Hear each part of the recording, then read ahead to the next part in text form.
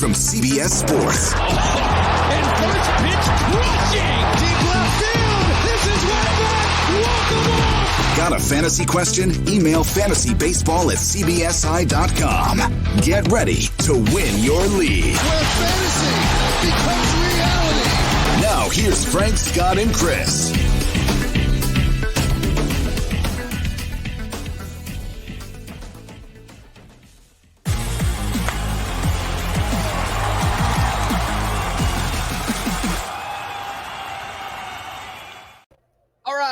We have ourselves a massive draft weekend. Let's answer some questions. Welcome into Fantasy Baseball today on Saturday, March 26th.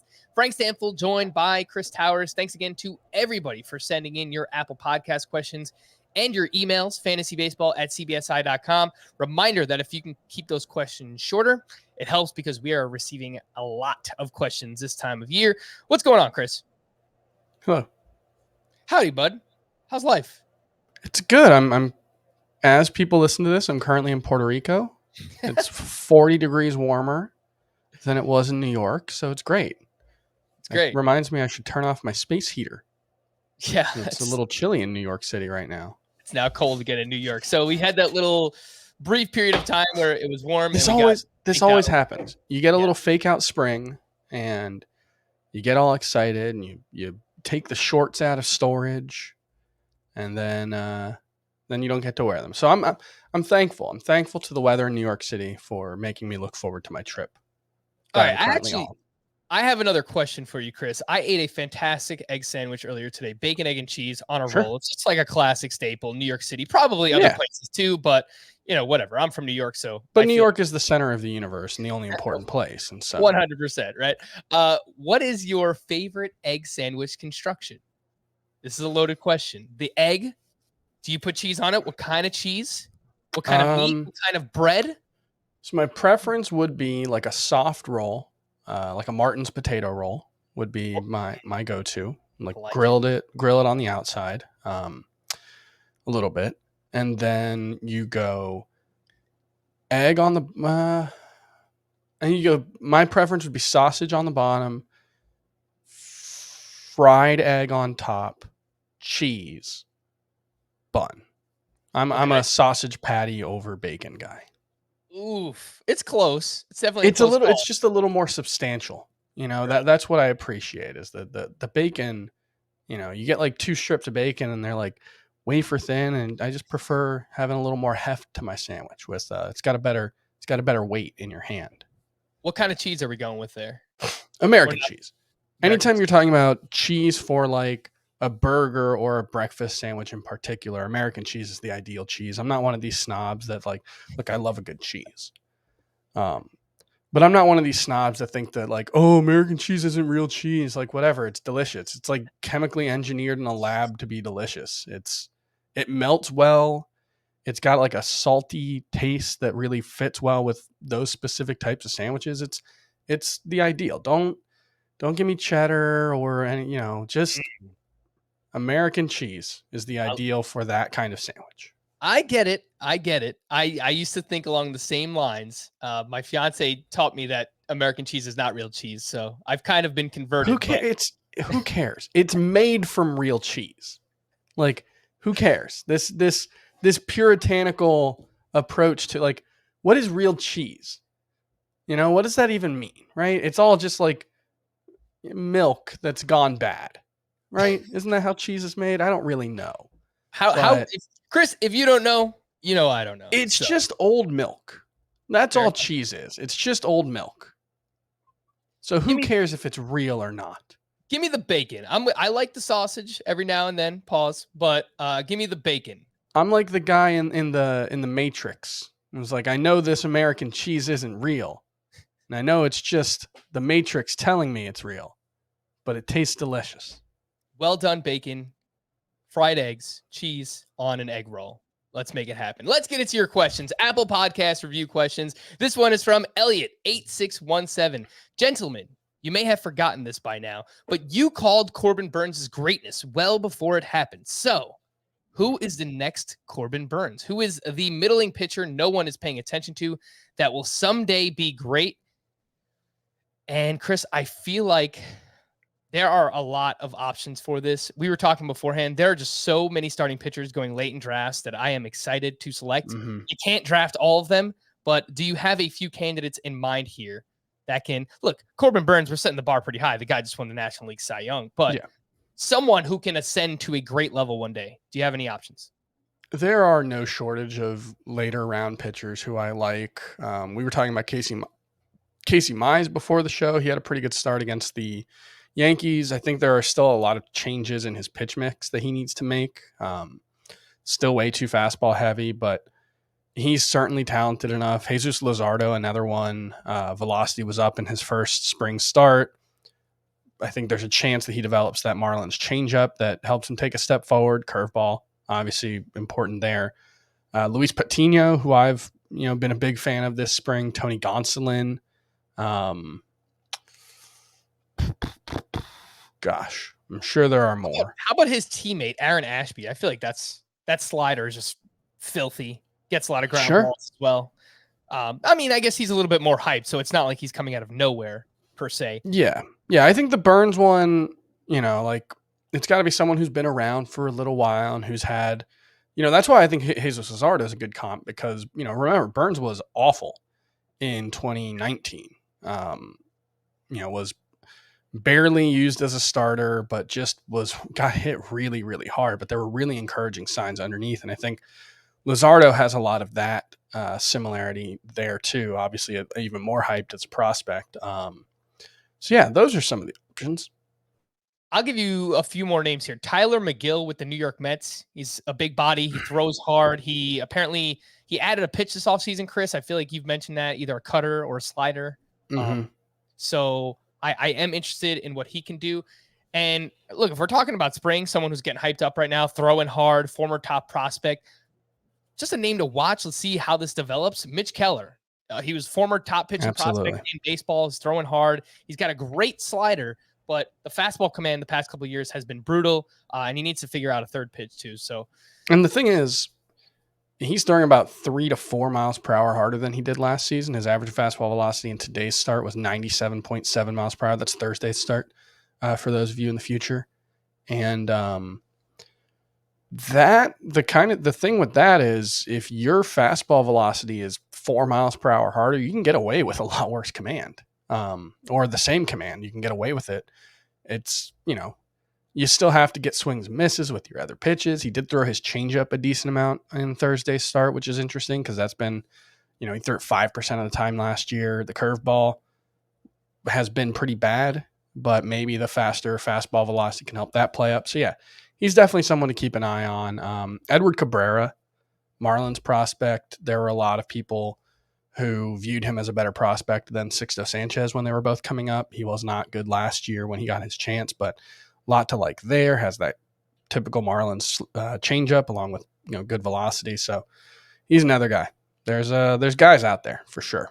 Oh, yes. This one is from JRA 1981. Keeper question. Can only keep 3 in head-to-head points. Value goes up $5 every year. Garrett Cole, $42.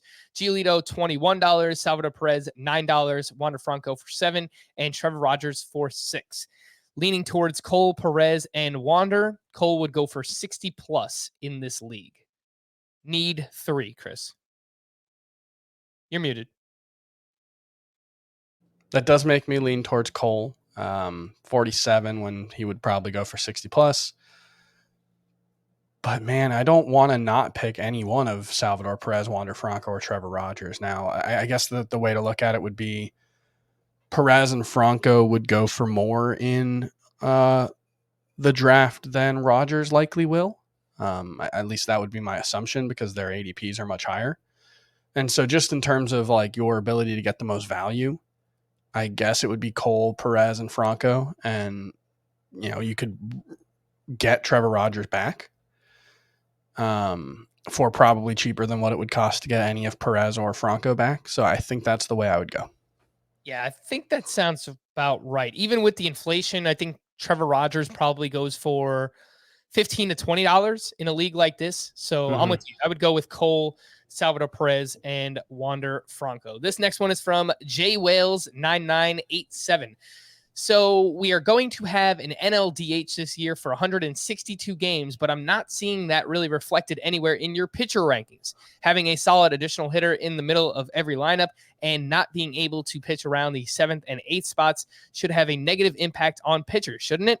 Should I be favoring AL pitchers expecting a more consistent result? And over the past 10 seasons, National League ERA was lower each year except for one. That 1 year was the shortened 2020 when there was a universal DH.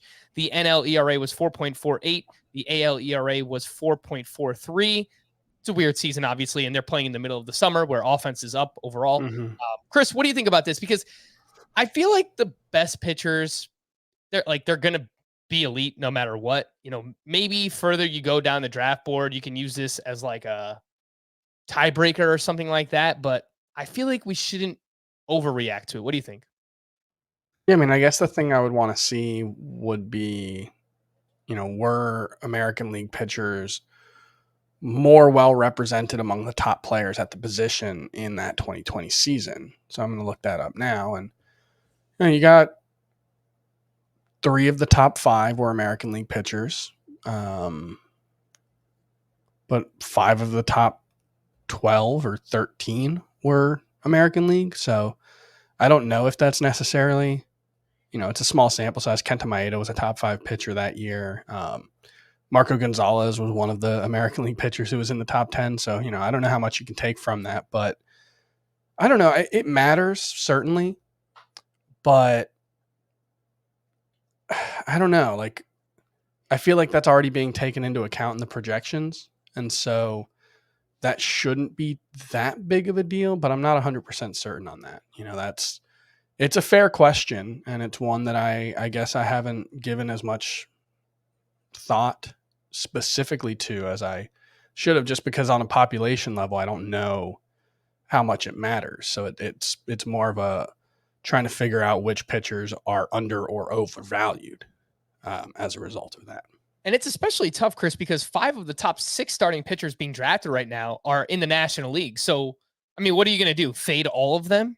It doesn't make that much sense. There's Garrett Cole, Corbin Burnes, Walker Buehler, Max Scherzer, Jacob deGrom, and Brandon Woodruff. Those are the top 6 starting pitchers being drafted. Then you get to Shane Bieber, who, I mean, we have concerns about anyway when it comes to his shoulder and the fact that he allows a lot of hard contact himself.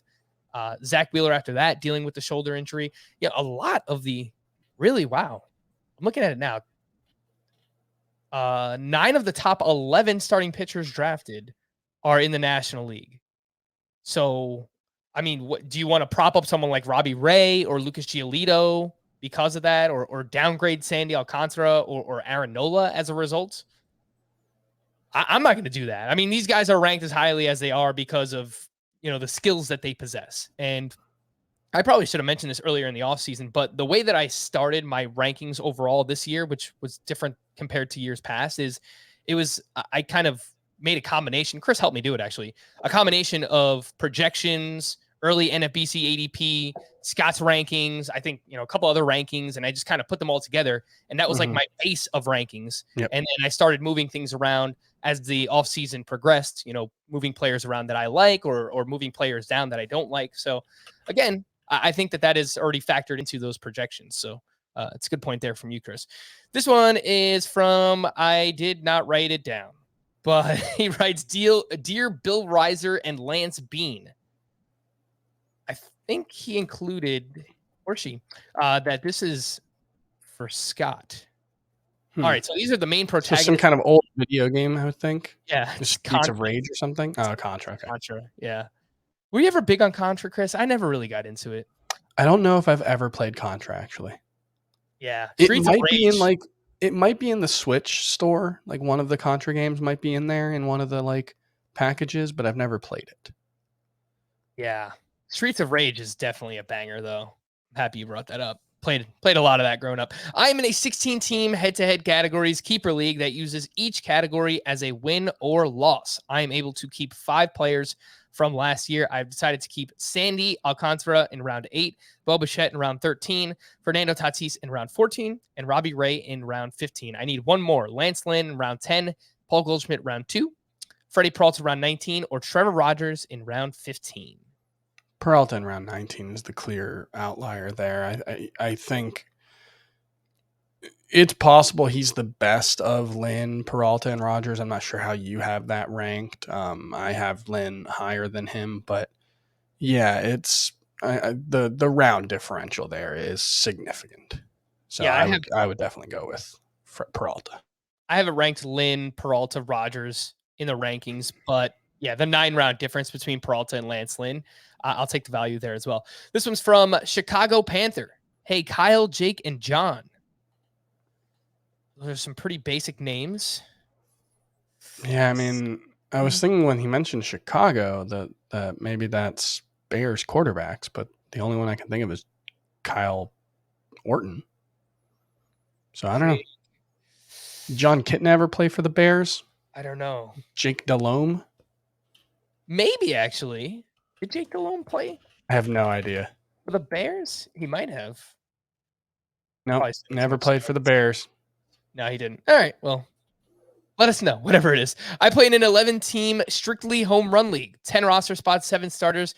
We got another question like this recently. Actually, this might have been the same person. Oh, we'll answer it anyway. No ads or drops or trades. A lot of ways to win here. The goal is to win each week, so streaky hitters help. Most home runs at the All-Star break and also the entire season. Looking for your picks to lead the league in homers / streaky hitters to win weeks and or silvers. It's the Cubs starters from their World Series team. Kyle Hendricks, Jake Arrieta, John Lester. Duh. Yes, that would make sense. We are hosting a baseball podcast. All right, Chris. Some sneaky hitters to lead the league in home runs or just streaky guys in general. I mean, Joey Gallo comes to mind as like obviously the face of streakiness. You are muted again. Depends what range we're talking about, but if we're talking like 10th round or later, the profit pocket, all of those guys, Kyle Schwarber, Josh Bell especially, but also Joey Votto based on what he did last season. Franmil Reyes in that same range. Rhys Hoskins, for sure. Rhys Hoskins, Josh Donaldson could hit a ton of homers. Matt Chapman could be a really sneaky source of homers. I mean, honestly, Randall Grichuk. You know, we haven't. We'll talk about that on the podcast from 2 days ago that we're recording later tonight. But he just got traded to the Rockies, and he could have a very good season. Streaky. You want streaky Miguel Sano. Apparently, yeah, Miguel Sano. You know who I think you might be able to get at a discount? He just signed with the Marlins, so people might undervalue him because of that. But Jorge Soler, I think you might be able to get at a discount. So I do like him quite a bit myself. Luke for sure. Voit. Bobby Dahlbeck. Yep. Bobby Dahlbeck is a really good one. Luke Voit now at the Padres should play every day. Hunter Renfroe could be undervalued. Great ballpark.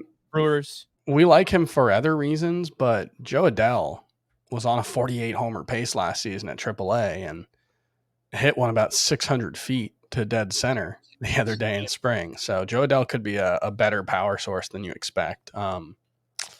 Cody Bellinger, if he can get back on track, could give you 30 plus. Sure.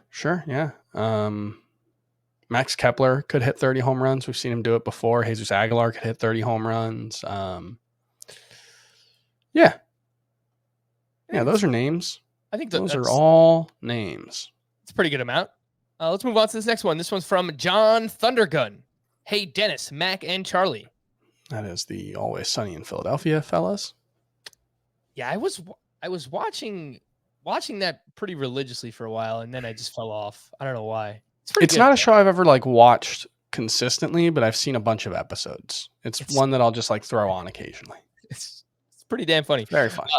I play in an 11-team 6x6 Roto League with OPS as the, I think that's supposed to be 6x5 Roto League with OPS as the additional category.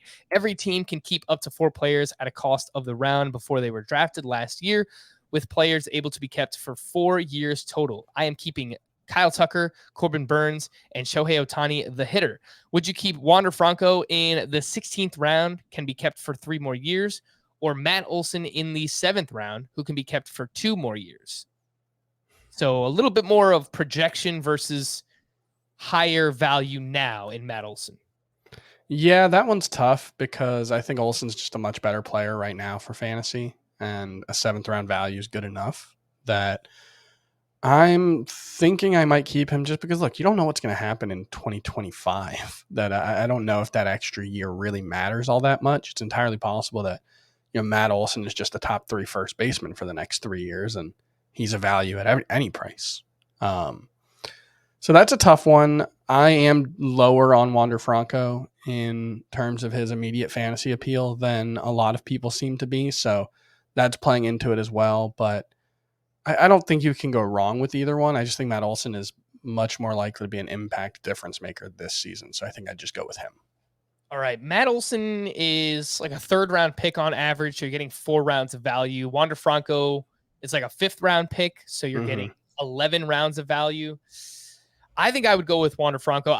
It would not surprise me. If you think their price is reasonable, if you think their price accurately reflects what they're going to do, then I think that makes sense. Yeah. I'm just lower on Franco. Fair. Makes sense. Yeah, I think Olson, there's a good chance that he's better than Franco this year, but would not surprise me if Wander takes an even bigger step forward the following season. This one's from Jerry in New Jersey. 12-team head-to-head points. Start 4 outfielders, 2 utility spots, and up to 6 starting pitchers. I have a $260 salary cap draft and get 3 keepers. I'm keeping Burnes at $20, Sandy Alcantara at $11 to start, and was leaning $16 Matt Olson as my last keeper. Is there any keeper I should choose over these players? DeGrom at 47, Scherzer at 40, Lance Lynn at 28, Ian Anderson at 17. No, I don't think so. I mean, Burnes is clearly better than all of them in terms of the value, and arguably just in terms of without considering price. And Sandy is better than Lynn or Anderson, and Matt Olson at 16, he's cheaper than any of the other pitchers, and I think he goes higher than Lynn or Anderson. So yeah, I think that's the way to go. Olson, Burnes, and Sandy. Agreed. All right. Make sure to download and follow our 5-minute podcast. That's Fantasy Baseball Today in 5, wherever you listen to this podcast. And a reminder that we are now accepting your Fantasy Baseball Today podcast league submissions. The 12-team head-to-head points league draft will be Wednesday, March 30th at 9 p.m. Eastern time. We also have the For the People League, which is a 16-team head-to-head categories league. And that draft will be the following Tuesday, April 5th at 8 p.m. Eastern time. So remember, send us something creative, a song, Photoshop a picture of us, make a poem, create a t-shirt design. Yes, we're actually looking for one of those. Or just tell us why you deserve to be in the league. If you're a loyal listener, we'll take a few of those submissions as well. fantasybaseball@cbsi.com. That's where you send it. Put FBT Listener League in the subject line.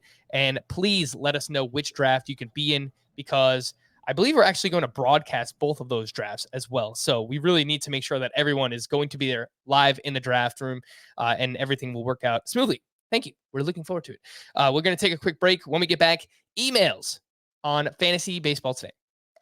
All right, so let's get into some emails. fantasybaseball@cbsi.com, again, is the address to send them to. This one's from Mike in Sioux Falls.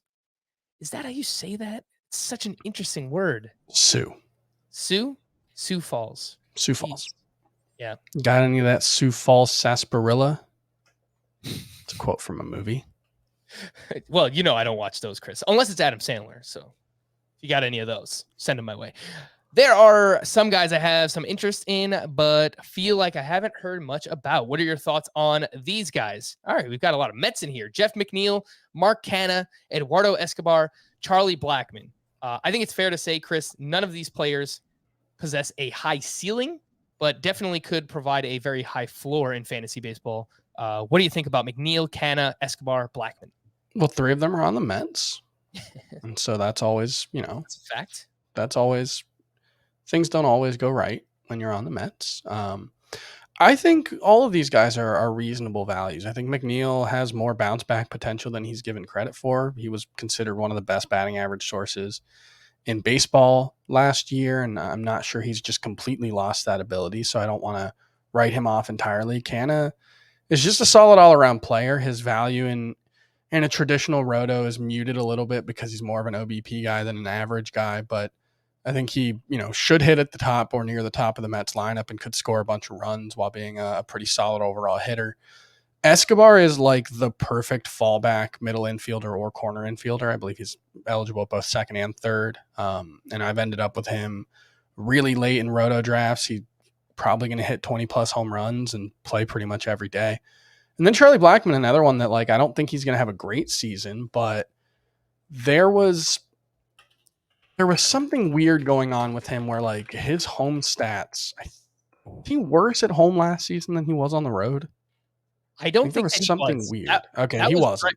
That was Brendan Rodgers, but Charlie Blackmon was not as good at home last year as he has been in years past. Yeah. And that was the same thing for Trevor Story. So I kept meaning to look this up this offseason, but Okay, it was actually 2020 that he was better on the road than at home. yeah, I wondered if there was something going on in Coors Field last year that caused their hitters to just not perform as well at home. I mean, I guess maybe losing Nolan Arenado obviously hurts. Yeah, I don't know.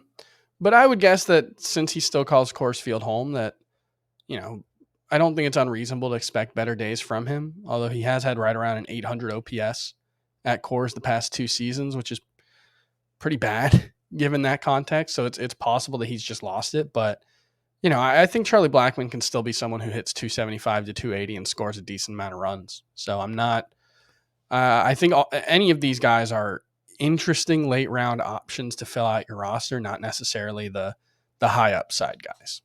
Yeah, I would probably target them more in deeper leagues where you just need plate appearances. You need someone that's going to give you something. So in those 15-team roto leagues, I've wound up with Charlie Blackmon, you know, sometimes as my third, fourth outfielder in that format, and typically when I need batting average later on. So if he hits 275 or 280 and scores whatever 80, 90 plus runs, close to 20 home runs, then I think Charlie Blackmon's a great value where he's going. Let's move on to this next one from Josh Lockhart. Who is Starlin, Darwin, and Anthony? That would be like the Cubs, like early 2010s infield. Starlin Castro, Darwin Barney. Yeah. Anthony Rizzo, I guess. Yeah. All right. Who are we missing there? I guess it would be Chris Bryant. I don't know who the third baseman in like 2011 for the Cubs would have been. I feel like it was somebody super random. They had these guys that it was still through. Okay, that's what I thought. It was still Aramis Ramirez. Oh, I loved Aramis Ramirez back in the day. That was my guy, man. Oh, he was awesome. He's always undervalued. Hey guys, I had a question about my fantasy league. It is a 12-team head-to-head points league with 10 hitter spots, normal positions plus 2 utility spots. However, we changed our pitchers to only 2 starting pitchers, 2 relief pitchers, and 2 other pitcher spots that you can use per day. So with you only being able to use 6 pitchers compared to 10 hitter spots per day, this sounds like I guess it's a daily lineup. Should I change my draft strategy and put more focus on hitters? Yeah, absolutely. I mean, the pitchers are going to make up. I guess the one way you could look at it would be each individual pitcher spot matters more, because while, you know, because it's a points league, so it doesn't. Yeah, no, you should absolutely focus on hitters more, because if it was a categories league and so hitting and pitching production was evenly weighted, no matter where it came from, then I think you would make the case that 6 pitcher spots compared to 10 hitter spots, you should focus more on pitchers, because each individual pitcher is going to have a bigger impact. But because it's a points league, I think you definitely need to focus on having as many difference makers as possible in your hitter spots, because they're gonna produce a much higher percentage of your points overall. And I think that you should definitely find some relief pitchers to leave in your pitcher spot lineups, the 2 RP, the 2 pitcher spots that you can, and hopefully they just rack up, you know, a bunch of innings and strikeouts. You know, Paul Sewald, Devin Williams, just guys that, you know, like Yankees relievers, Jonathan Loaizaga, Chad Green, you know, pitchers on good teams that give you good ratios, good strikeouts, and lots of usage. I think you probably just want to plug those guys in on in a daily format like that. This one's from Ryan in Vermont. Hey, Keith, Doug, and Jason. I'm getting like Boston Red Sox vibes, but I can't actually. I don't know. Jason, I can't. Varitek, Keith, Doug. Folk? That sounds he was a Boston player on the. But Doug Yeah, he was Mirabelli? the closer. Doug Mirabelli was on that team, right? Yeah, this doesn't sound right. I'm gonna be honest. They did have two Dougs. They had Doug Mirabelli, Doug Mankiewicz on that team. Doug Mankiewicz. Yeah, they used to call me that in Little League. I was I created that scenario myself. Yeah, that doesn't sound right, but that's where my brain went. I'm not sure why it would be Jason Varitek, Doug Mirabelli, and Keith Folk. They were all on the Red Sox, but that seems like a pretty random pull. Two catchers and a closer. Yeah, you're probably right. I think there's probably a different answer there. All right. 14 team 5x5 roto with OBP instead of batting average. Daily lineup changes. I have the first overall pick. I've been offered 1.4 and 2.25. So the fourth pick and the 25th pick for the first pick and the 28th pick. Normally, I might make this trade, but in this format, is it worth it? And should I be grabbing Ohtani at the 1-1 with the daily lineup changes and OBP? I don't think that the OBP necessarily helps Ohtani, but the daily lineup changes, if you can reap the rewards, his hitting and pitching together, I personally want to take him first overall. What do you think, Chris? Do you give up 1 and 28 for 4 and 25? No, because the gap between 1 and 4 is larger than the gap between 25 and 28. Ordinarily, they're only 3 spots apart, but the difference is the best player versus the 4th best player and the 25th best player versus the 28th best player. And we're a lot more certain about who the best players are than the gaps between guys as you go on. So the gap between picks increases.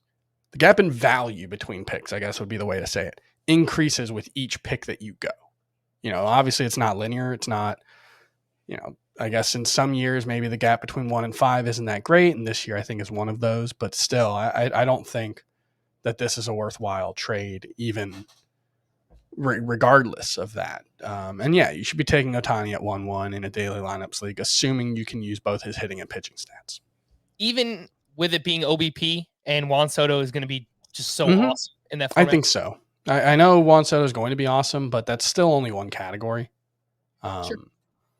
Where Ohtani is likely to be better and potentially much better in 3 of the other 5, in addition to actually 8 of the other 7 of the other 10. Ohtani's going to likely be significantly better.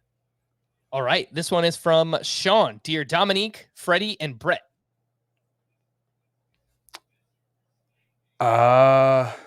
My first thought was Atlanta area MVPs, but I don't think Dominique Wilkins actually ever won one. So I don't know. And I don't know who Brett would be anyway. Sean included what this is. So I know it. Do you want me to tell you, Chris, or do you want to take another stab at it? Oh, you're muted again, bud. Is that Dominique Wilkins and Freddie Freeman? It is. Who's Brett? It is Brett Favre. These are all athletes that left Atlanta. I mean, I guess technically Brett Favre left Atlanta. He never played for them, right? I don't think so. That seems like something we should probably know. Was he ever? Oh yeah, no. He appeared in two games with the Atlanta. I know they drafted him. Yeah, he went 0 for 4 on pass attempts with 2 interceptions. So left quite a legacy, right, in Atlanta Falcons history. All right. I'm in a 12-team head-to-head points daily keeper league with the typical head-to-head points roster spots. 3 outfielders and no middle infield. We have 3 keepers kept at their draft round the year before. Please help me decide. My best choices are Sandy Alcantara in the 10th, Chris Bryant in the 13th, Freddie Peralta in the 19th, Kyle Schwarber in the 21st, and Shane McClanahan in the 24th round. Here comes the money. Here we go. Money talk. Here comes the money. All right, we need 3, Chris. I think it's just Sandy, Bryant, and Peralta. I think the values are good enough there that you don't worry too much about the McClanahan for a 24th pick for a 24th rounder is super valuable, but I'm not actually sure that's more valuable than Sandy Alcantara for a 10th round pick, Right. So I think you just go with the 3 best players. The one that I would say you could make the case for is Schwarber or Bryant, just because they could produce similar overall value. with Bryant going 8 rounds earlier. Yeah, but I'd rather lock up third base, Yeah, I think there's a good case for that as well. So yeah, I think it's definitely Sandy and Peralta. Apologize to Shane O'Mac. And then Schwarber Bryant is close to a coin flip for me, but I think it's fine to go with Bryant. I agree. This one's from John Roberts. I'd love a few names of relief pitchers with starting pitcher eligibility. So this is the opposite of a SPARP. I think last year I dubbed this RPASP, which there's definitely a better name than that, but that's exactly what it is. It's a relief pitcher as a starting pitcher. I love these guys on my roster for daily leagues because I can plug them in on days I have no starters going and get holds or saves and good ratios. Can't seem to find good ones this year. Help. So admittedly, the list is a lot smaller this year than it was last year. So these are some names that I was able to find on CBS. Again, these are relief pitchers who have starting pitcher eligibility. Colin McHugh, Dinelson Lamet, Caleb Smith. I don't know how good he's going to be. Tyler Alexander, Garrett Richards, and David Price if he doesn't make the Dodgers rotation. There are 3 potential closer candidates on Yahoo who have relief pitcher and starting pitcher eligibility. Andrew Kittredge, Michael Fulmer, and Corey Knebel. So those 3 on Yahoo and the other names in CBS. Chris, this was a pretty hard pull. I don't know if you have some names off the top of your head or if you're looking it up, but relief pitchers with starting pitcher eligibility. Yeah, that's a really hard one to answer. I don't know. Yeah, no, I got nothing. I'm sorry. It's fine, man. Yeah, it was pretty hard for me to find too. This one's from Ryan in Tampa. Hello, McBain, Scoey, and Mendoza. These are pretty unique names. I feel like I know this one, and I'm frustrated that I can't come up with it. I think this is something to do with The Simpsons. Yeah, okay, it's from the McBain. Yeah, it's their like what's it called? Their like Die Hard parody in The Simpsons. Adam Azer would be so disappointed in me right now. Yes. I'm in a 14-team head-to-head points league with everyone keeping 3 players. No draft pick tied to player and can keep them for as long as you want. The league also has 4 outfielders, a corner, a middle, and a utility, along with the normal positions. My question is, for my last keeper, I was all set with Fernando Tatis, but now with this injury and surgery, along with his shoulder issues, should I consider Wander Franco as a better option this season and beyond, or am I just worrying too much? This is tough, Chris, because obviously long-term, I think we still all accept Fernando Tatis to be a much better player than Wander Franco. Maybe eventually Wander Franco closes the gap, but yeah, I mean, there's like a 3-year age gap between them. So like Fernando Tatis is still at the age where it's like, we're 7 years away from when you would be like, oh, he's starting to get up there. I don't know if like, so I don't know if that matters. Like, you don't know what's going to happen in 7 years. Fernando Tatis is already that guy that we're hoping Wander Franco can become. And frankly, I think it's incredibly unlikely Wander Franco ever becomes that guy. Like, I'm not sure he's going to be the kind of stolen base threat that can get to that level unless he's just Juan Soto as a hitter. And even that Tatis is better than Juan Soto, injuries aside, for fantasy at least. So the problem is for 2022, I feel like you almost certainly have better picks than Wander Franco or Fernando Tatis because we're basically talking about 3rd round pick there. But if you're looking towards the future, then the 2022 value doesn't matter all that much anyway, in which case just keep Tatis. Right. Yeah. I now have Wander Franco ranked ahead of Tatis this upcoming season. But and that's reasonable if you're just talking about for this year. Right, yeah. But I mean, if you're thinking long-term, I think we all expect Tatis to be, assuming health, ranked higher than Wander Franco going into next season as well. So yeah.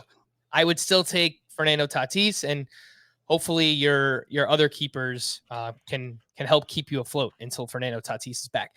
This one's from Tony B. Just wondering your guys' thoughts on Dansby Swanson in a 12-team categories league this season. His projections show he could be a decent 5-category contributor, but I feel like I haven't heard much about him. I love the show. Thanks for the advice. Well, thank you, Tony B. And Dansby Swanson, he was inconsistent last year. There were a few months where he had down months, but then he really got going in like the middle part, the second half of the season. and he wound up with a pretty strong season overall. So Swanson hit 248, lower batting average, but 27 homers, 88 RBI, 9 steals, 78 runs scored. He finished as the 72nd overall player in Roto last season, and his ADP now is 122. So based on where he finished to his ADP, you're getting about 40 spots worth of value. What do you think, Chris? That is definitely a decent 5-category contributor. I'm not sure it's much more than that, but yeah, I think he's fine. Shortstop's so deep that it's hard to view him as a difference maker, but That's I exactly. don't think you'll ever really regret having Dansby Swanson. It's just that there are a lot of players we like more. But like, comparing to what we expect from Willy Adames, a lot of that sounds pretty similar, except we're hoping Willy Adames hits 280 instead of 250. So, I don't, there's nothing wrong with, it comes down to there's just nothing wrong with Dansby Swanson. Mm-hmm. He's just, it seems like he's settled into kind of forgotten territory. Yeah, he's not a Jag, but because he plays shortstop, he almost feels like a Jag because of what he provides. So the strikeouts, I think we've kind of settled at the point where he's going to hit around 250. There was one outlier season where he hit more than that, and that was with a 350 BABIP. He's been right around 300 for most of his career otherwise. He's going to hit 25-ish home runs. He's going to steal like 8 to 10 bags. He's part of a very good lineup. So I get it. I think he's a perfectly fine fallback option if you somehow manage to miss out on all the other shortstops. Probably better as like a middle infielder than your starting shortstop, but he's fine. But like, I can't tell you that I'm confident Jorge Polanco will be better than him.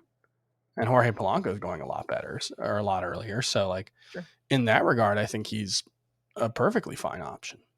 All right, this next one's from Noah. Grade the trade, head-to-head points, 12-team keeper league. I traded Nolan Arenado and Jack Flaherty for Matt Olson and Anthony DeSclafani. I think that's an A. Because I think Matt Olson's a much better keeper than Nolan Arenado. And at this point, I don't think you can really... Like, I don't know whether DeSclafani or Flaherty is going to be better this season, but I can't say I'm particular. I do have DeSclafani ranked higher than Jack Flaherty at this point. So yeah, A. I have Flaherty 52nd in my starting pitcher ranks. I have DeSclafani 3 spots behind him. So yeah, and the gap between Olson and Arenado for me is about 30 spots overall. I would imagine it's a little less for you, but that's still, I think that still clearly tips in the Olson side's favor. Yeah, so I actually have Olson 29 spots higher than Arenado in my overall ranks. So there you go. Boom! Exactly the same. 36 to 65. I'll give it an A-, but it is a very good trade. This one is from Jay, and it's our last question of the day. I am trying to decide on 3 keepers for my keeper league, head-to-head categories league with OBP, RBI, runs, steals, total bases, and then on the pitching side, quality starts, saves, ERA, WHIP, and K per 9. Before Chris Sale got hurt, I was keeping Corbin Burnes in the 7th and Chris Sale in the 15th. My last keeper was between Charlie Morton in the 12th, Rodon in the 12th, Ryan Mountcastle in the 17th, Will Smith, the catcher, in the 14th, and Paul Goldschmidt in the 8th. Any thoughts on a third keeper? Also, would you still keep Sale in round 15, even with the rib injury? No, I would pass on Sale. This is interesting just because I started thinking about this league and the pitching categories in particular. Quality starts, saves, ERA, WHIP, and K per 9. This is the Marmol strategy league. This is the league where you should punt starting pitching. Because starting pitchers... We don't know if they have an innings minimum, so that... Sure, if you have an innings minimum, that's fine. And like Corbin Burnes is still a good keeper in that context anyway, but like starting pitchers only give you a guaranteed advantage in one of the 5 categories. And the elite non-closer relievers can give you an advantage in 3 of those categories. So just something to keep in mind, Jay, as you're going through the team building process here, is that non-closer relievers and closers also have more value. So just something to keep in mind. As far as the keepers, I would be going with Corbin Burnes, ironically Carlos Rodon, and Charlie Morton over Rodon probably. I have Morton ranked higher. I guess this I determines kind of want to just go with Rodon though. if you plan to try and keep one of these players again next year, there's a very real chance that Charlie Morton retires because he's been talking about it for like 3 years. If it's just for this year, this is all that you care about, I would take Morton over Rodon, and then I would take Will Smith as the third one. And even though I like Morton more than Rodon in this format, I think Rodon might have the edge in ERA, WHIP, and K per 9.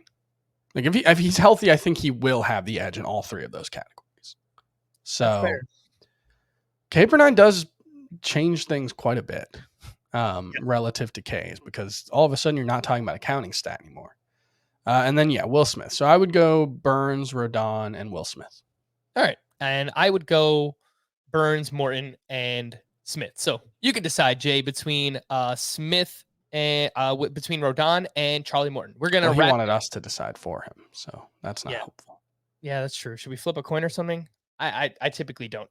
I don't have change. He can flip a coin. It's I don't fine. like having coins, Chris. You know, I honestly, if I have cash, on the rare occasions I have cash and I use it, I'll usually, like, no matter what the amount of change is, I will just tell them to keep it because I know I'm gonna lose it. I know it's just gonna like stay in my pocket when I take my pants off and get lost in the wash, or I'm just like, there's no situations in my life at this point where I'm using coins. Get out of here, change. What are you doing? We're going to wrap there. For Chris, I am Frank. Thank you all for listening and watching this mailbag edition of Fantasy Baseball Today. We'll be back again on Monday. Bye-bye.